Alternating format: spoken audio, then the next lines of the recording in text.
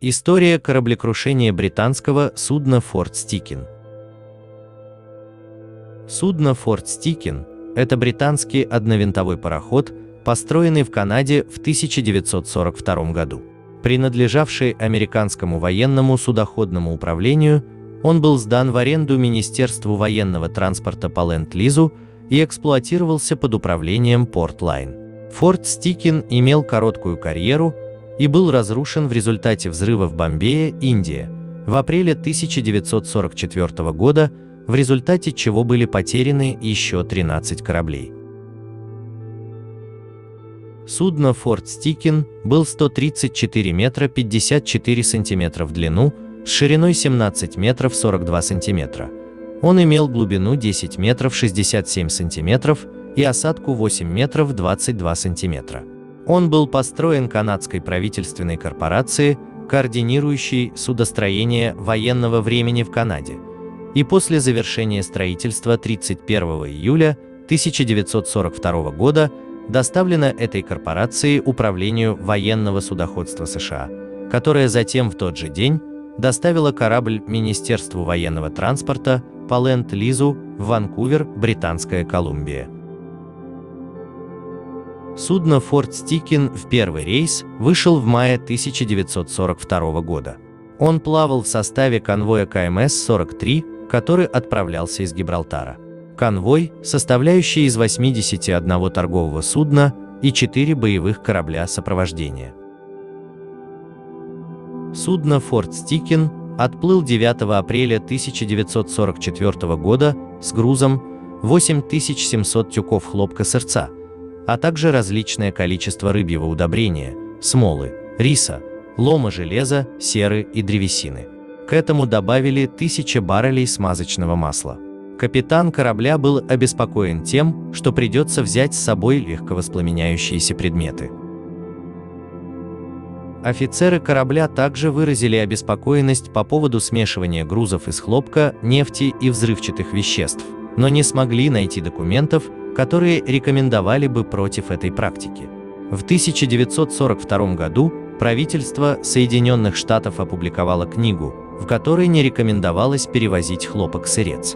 В то время распространенным мифом было то, что тюки влажного хлопка могут самопроизвольно воспламениться.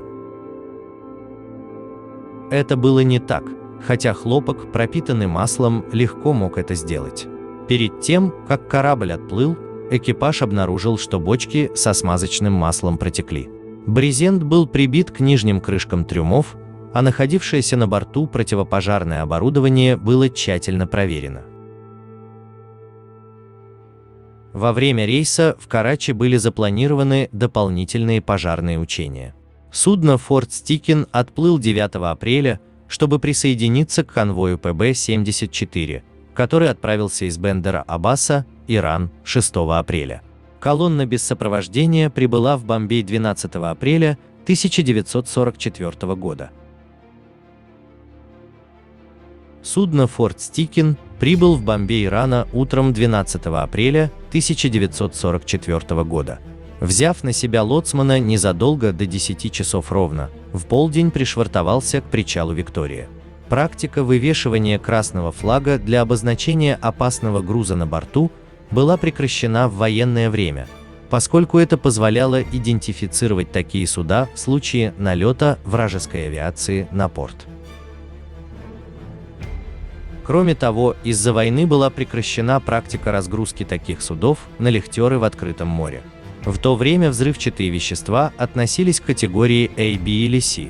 Взрывчатые вещества категории A, такие как те, что перевозились на борту судна «Форта Стикин», были самыми опасными.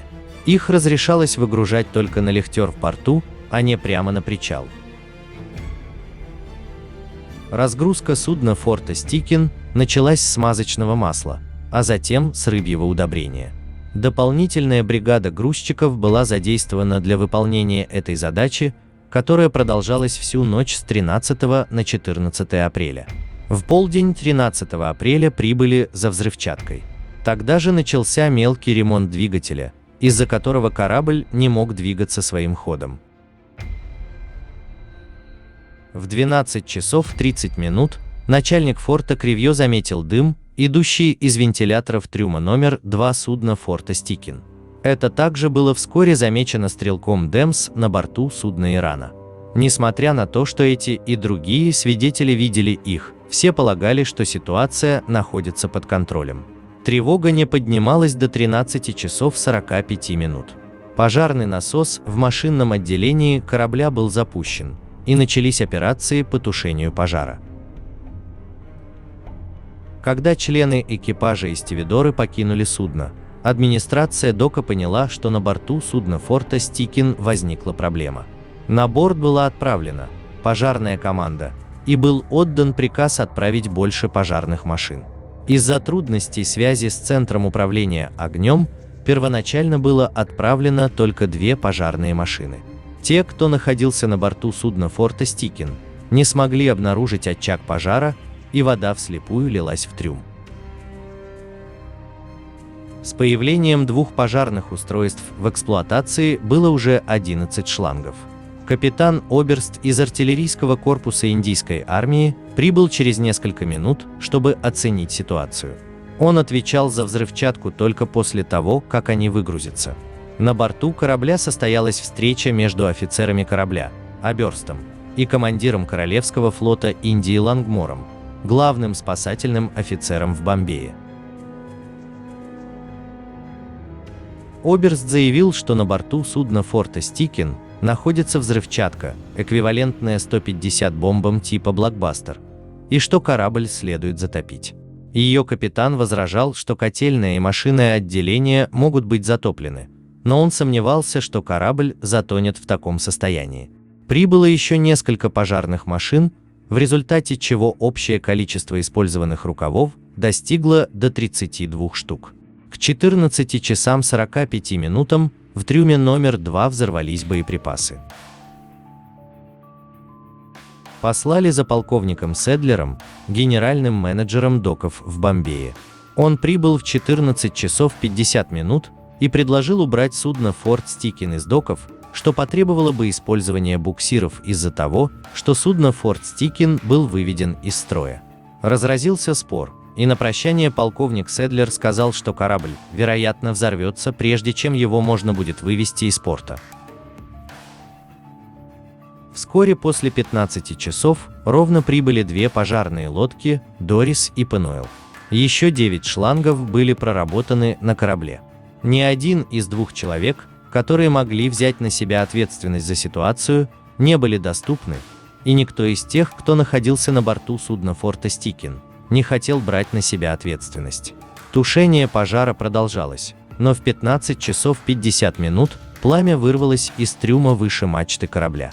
Был отдан приказ покинуть корабль, причем одни прыгали с корабля на причал, другие в воду. В 16 часов 06 минут на борту форта Стикин произошел взрыв.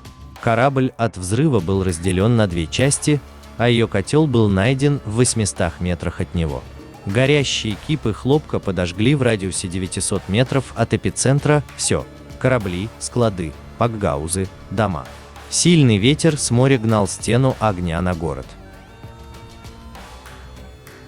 Взрыв вызвал цунами в доке, в результате чего одно судно бросило на набережную. В 16 часов 33 минуты произошел второй взрыв. У грузового корабля Джалападма оторвало корму. Он приземлился примерно в 200 ярдах, 180 метров от него. В результате этого взрыва был также разрушен грузовое судно «Борода».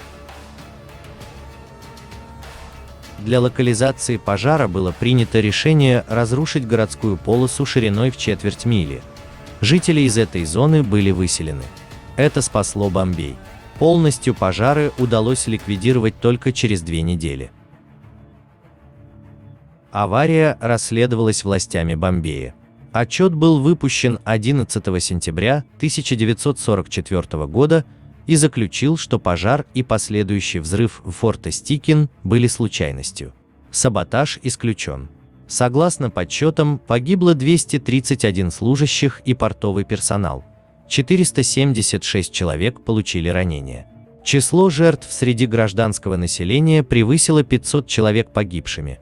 2408 человек были госпитализированы.